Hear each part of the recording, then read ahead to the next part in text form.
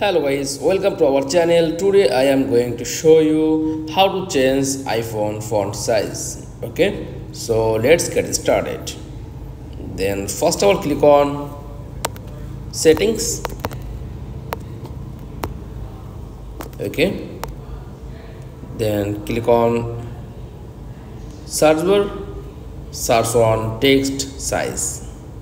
Okay, and this volume button up, then you text size long, and volume button down and you text size short. Okay, then check, then up, and any font size and text size long. Okay, then check, down your volume button.